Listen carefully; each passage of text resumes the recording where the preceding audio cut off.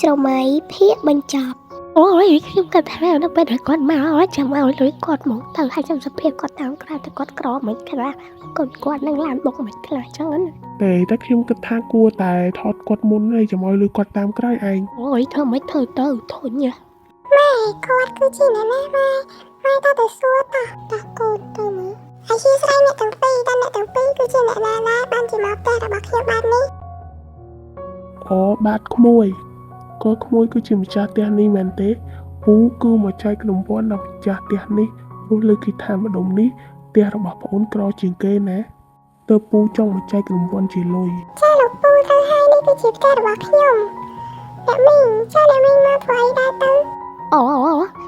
ចានឹងឯងក្មួយមីងមកចែករង្វាន់មួយប្តីមីងដែរឮថាតែក្មួយឯងនឹងក្រមីងជួយចែករង្វាន់ជាលុយជាកាក់ដល់ក្មួយអញ្ចឹងណាក្មួយថាមួយចែករង្វាន់ជាលុយជាកាក់តែម៉ែនេះខ្ញុំស្គាល់ច្រឡំទេយើងបានលុយហើយម៉ែធ្វើឲ្យណាកូនយើងបានលុយហើយអ្នកមីងក្មួយស្រីនេះលោកពូសុំទៅសិនហើយណាអញ្ចឹងលោកពូមានតែប៉ុណ្្នឹងទេលោកពូទៅសិនហើយចាអ្នកមីងខ្ញុំក៏សុំទៅដែរអញ្ចឹងខ្ញុំលាសិនហើយណាអ្នកមីងតោះឯងឡើងឡានម៉ែនេះទីបំផុតយើងបានលុយហើយខ្ញុំសប្បាយចិត្តណាស់នេះតែប៉ុណ្ណេះយើងមានលុយសងគេហើយម៉ែអញ្ចឹងតោះកូនយើងប្រយ័ត្នទៅក្នុងផ្ទះទៅកូនហើយម៉ែក៏ជាសប្បាយចិត្តណាស់កូនអូយនេះហើយលោកគេថាអ្នកលីនណាគេចែកលុយហើយ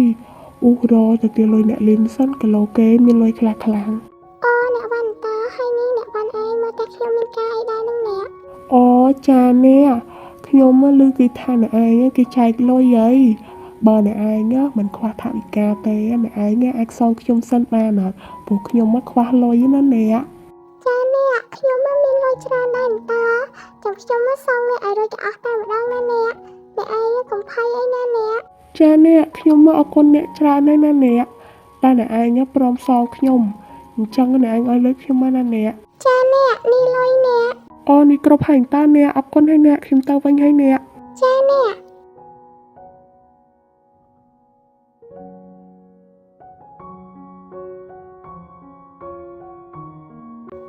ណែកូនណែម៉ែគឺចង់ឲ្យឯងចូលរៀនណាម៉ែគិតច្បាស់ហើយឯងគិតយ៉ាងម៉េចដែរគឺម៉ែចង់ឲ្យឯងចូលរៀនណា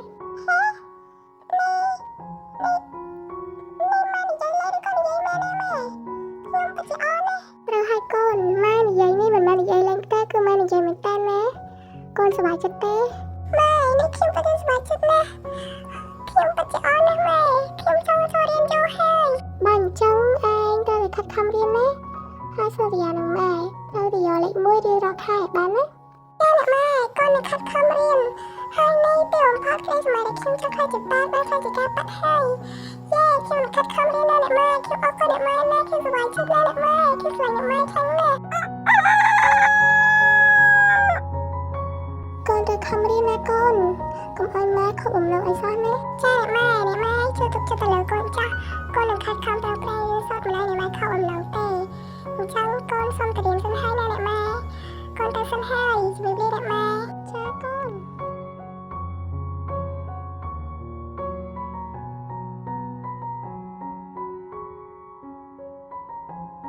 10ឆ្នាំ